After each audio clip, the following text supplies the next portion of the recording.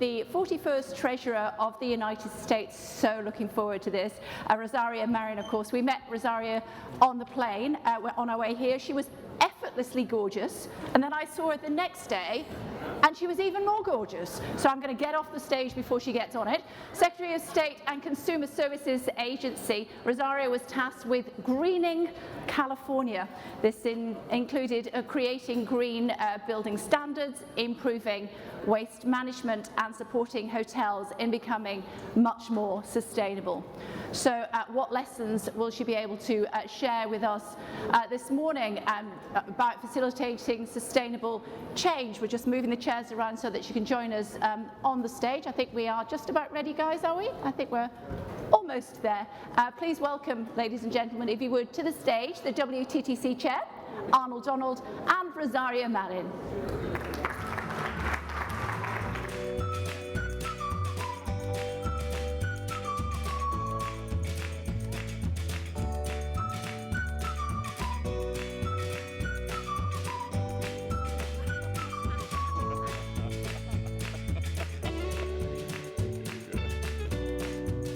Thank you.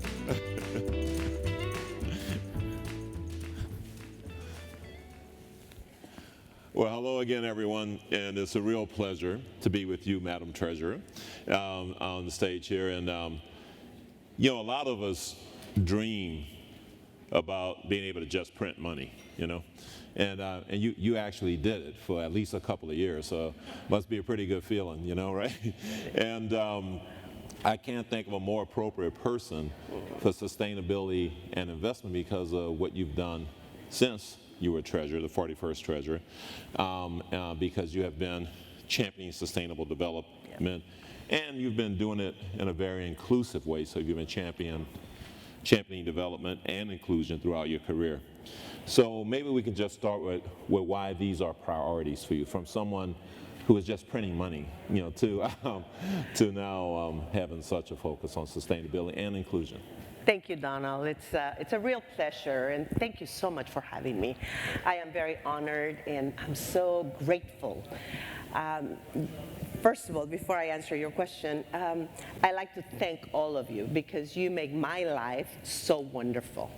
I love traveling, and I have had the enormous privilege to travel all over the world except Africa. I'm going to be going to Africa soon. Very good. It's been amazing, both for professional businesses and also for vacation. In 2019, Donald, I went to 19 countries. Because of my professional job and also because of the different cruises, including the Baltic cruise that I went to. So thank you. Thank you for what you do to bring smiles to many, many, many millions of people across the world. Thank you. You make our lives so much, you know, we look forward. Every time we travel, we look forward to where we're going. We spend money. We create a wonderful environment for the people that host us. So thank you. So this thing of being Treasurer of the United States, although it's an incredible honor, I was the 41st Treasurer of the United States. At that time, President Bush was the 45th President of the United States, so I would say, no, the 43rd President of the United States. I talked to him about the fact that they always talk about the President's Club being very, very exclusive. And I said to him, Mr. President, do you realize that my club is more exclusive than your club? You know, mine has 41 members, yours 43. And then he said something immediately. He says, and do you know what I can do to your club? Oh my God. So this being Treasurer of the United States, it's an amazing, amazing, amazing position. Very grateful for that.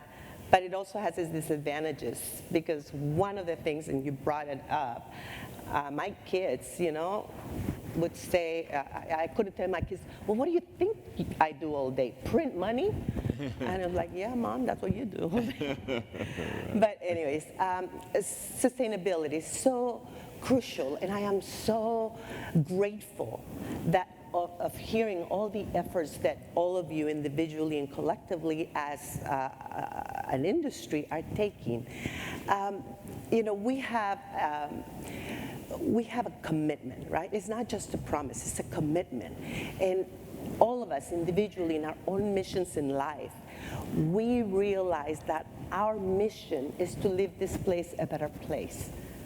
That's our individual and collective mission in life. When we are born, we are given that task. Leave this place better than when you found it. And I am so encouraged because I see the commitment that your entire industry, and I could speak about individual companies, individual areas of the industry. I have heard your efforts, but more importantly, I have experienced them. And I am so encouraged. I know a lot about California's efforts. I was part of them. I know a lot about the United States. But listening to what everybody else is doing, what individual companies are doing, I am so heartened. We are leaving this place a better place. You are. And whether we're talking about today the Chapur family, what they're doing, it really warms my heart. What the Xcaret group in Cancun is doing, they received the Earth Award. What they're doing, they're leaving this place, wherever we're traveling, better. Not just diminishing the problems that tourism may create, but actually proactively making it better. So why is it important? Because that's what we're supposed to be doing. Because we're supposed to be taking care of our earth. Because we are supposed to be taking care of our industries. And so I see it. It was mentioned, and I can tell you, I oversaw the CalPERS and CalSTRS. Those are the pension funds. They invest all over the world. I now sit on a foundation. It's a smaller foundation. We invest about $66 million. It's not a lot, but the principles are the same. And I know that you've all talked about that. When we're going to invest, we ask those hard questions. What are you doing for the environment? How is your women in your group? What kind of roles are they playing? Are you part of minorities? Are you encouraging minorities to support? There is a whole plethora of things that now we are looking for. Where are we going to put our money in? And so why sustainability is important? There's no going back. This industry and many other industries are going to be more sustainable because it's not just the law. It's not the law, but it's the commitment that we have to leave this place a better place. Yeah, thank you. So look, you not only oversaw the U.S. Mint and, also hoarded all the U.S. gold in Fort Knox and all that. You also advise the president on community issues. And the challenges, we're coming out of a pandemic. People are concerned about what they perceive to be an impending global recession. Some could see all of that as barriers to advancing, sustainable development. What are some of the things that you think hinder sustainability and inclusion, and what would be your advice to how we overcome those barriers? Well, so I think one of the incredible barriers that we have is that sometimes we don't include everybody in the discussions, that we're all doing different things at different times. I think that, and I've heard it here many times, and I'm very encouraged by it, we do need to have the public-private sectors included in all of the discussions. I believe that one of the reasons why in California we have been very successful, and we were certainly, and I'll just give you one little nugget. When we were tasked to reduce our footprint in California to go back to in 2006, the law was passed, and that's when I took the charge to implement this law to make California green. The charge was to by 2020, to reduce our gas emissions to the levels of 1990, okay? How can we do that? I mean, it was like almost impossible to think, how can we do that? And clearly buildings are the second most important source of emissions. So I was tasked with that. So we implemented a number of things. But the most important thing that we did was brought in everybody. That was key. And I can tell you, 2018, we reached the levels below 1990. Fantastic. Ahead of time. It can be done. We brought in everybody, but the most important thing is, as government, we took the lead. We were not going to ask the private sector to do things that we were unwilling to do. So if we were going to ask people to do something, we were going to do it first. Excellent. Lead by example. Excellent. So one of the barriers is just getting everyone on the same page and generating ideas. Were there other key barriers that you faced to, have, what was really an outstanding achievement? So. Change is difficult. Right. Change is that people are afraid of change. We've been doing things like this forever. What do you mean we're going to change now? That's understandable. But it is our role, it is our job to make sure people understand why this change is important. What is it that we're attempting to do? And leadership, I think one of the, and I saw it with the governor here, it's the leaders that set the tone. You are all in positions where you are leading the pack. People look up to you. And what you do and what you say has to make sense. And there has to be a lot of congruency. Okay? You have to be congruent. If you say that you're going to do one thing and you do that, then people say it's okay.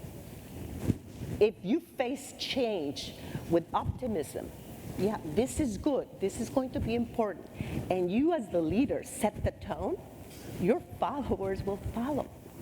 And so I think that is very, very important. People are afraid of change, but when they see you, that you're embracing this change, that this is a good thing, that this makes sense, then people will follow. I think that,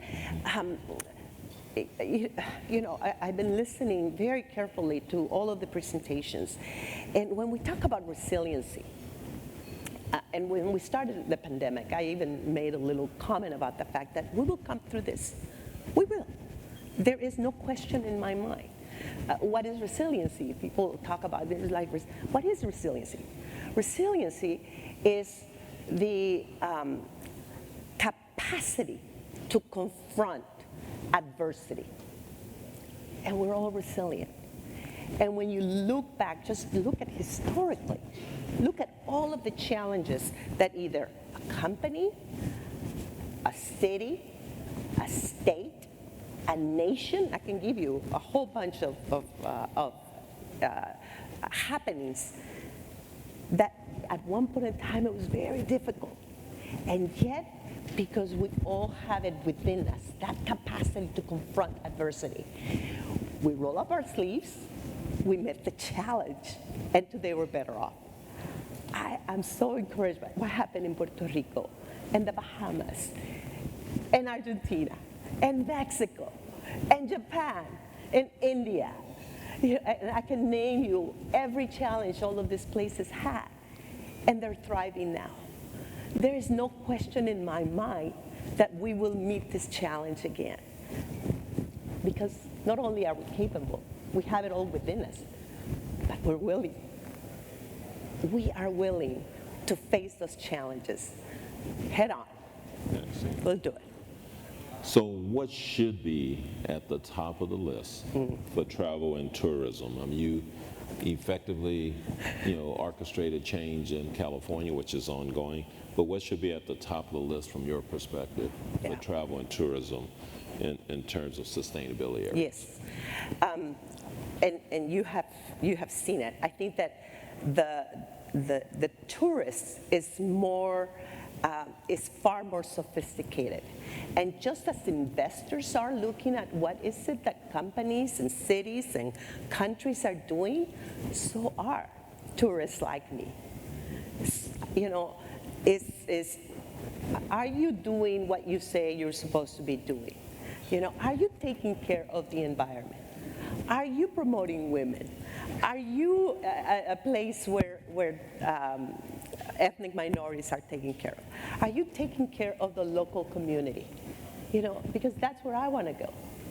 And that's where my money's going. And is it safe? Is it safe? It's very important for us women, especially, and there are many women that now travel alone, believe it or not. I'm sure you know the statistics. Is it safe for me to go anywhere in the world? And so I think that you have a great opportunity to bring in more and more tourists to places where you are known to be a sustainable enterprise. And I think that you just need to let people know the great efforts that you're taking in creating a more sustainable industry. I think it's remarkable. I think you have a lot to share with the world, and more people like me, will be able to travel. Now, with your government experience, you know how budgeting works, and so are there areas where you see there are big gaps in budgets in terms of supporting what needs to be supported to make the progress and sustainability that you so obviously are committed to, and we all are? Yes, I think that there is a role for governments to encourage not just investment but development into tourist areas. I mean, when you think about every country, and I've traveled to quite a few different countries, one of their main sources of income is tourism. So it is very important for governments to understand that if we provide more resources to this industry, at the end of the day, the government is going to also benefit from it. To me, not investing in in travel and tourism, the governments do it at their own peril. But by the same token, there are different priorities. Governments, there's not enough resources. There is. But there has to be some priorities. And if this is a priority, because it's an industry that at the end of the day leaves money into the coffers of the government, then it makes sense that there should be more investment. You do have to fight for it. You do have to have a presence, whether it's at the local level, at the state level, or at the federal level. But when you do that, and you let them know what this is going to come at the end of the day, what this is going to end up in their own coffers, then I think that they will be more willing to invest in something so important as this industry is. From your experience in California, what were the priorities you all set to achieve, the objective you share with us? Yeah, so I think what we did, for example, in one of the areas, which was construction. Right. Construction, critical, important, and California actually was the very first state to develop what we call the green building standards. It's called green, and you can actually Google it and you'll see everything. Everything that California builds now builds under this particular standards. So from here on in, and whether it's hospitals and whether it's schools, this is from the state, but also buildings, commercial buildings, and so forth. Everything that is built in California is built with green building standards. What was amazing when you're the leader is that then all of these standards, they were replicated all over the world. not just the United States. They took all of this. As you know, many buildings get to be certified green, right? And many of them were with the seal, and you had gold and platinum and so forth, and you pay this institution, this organization, a pretty good penny to make sure that you get the seal of approval. In California, it's no longer necessary to do that because what you build will be green, you know? So it was excellent, but that was a priority. We're going to do that because we were doing that. But we did everything from, in the state, buy hybrid cars, electric cars. We started developing at that time the whole infrastructure for energy efficient and electric cars. 2006.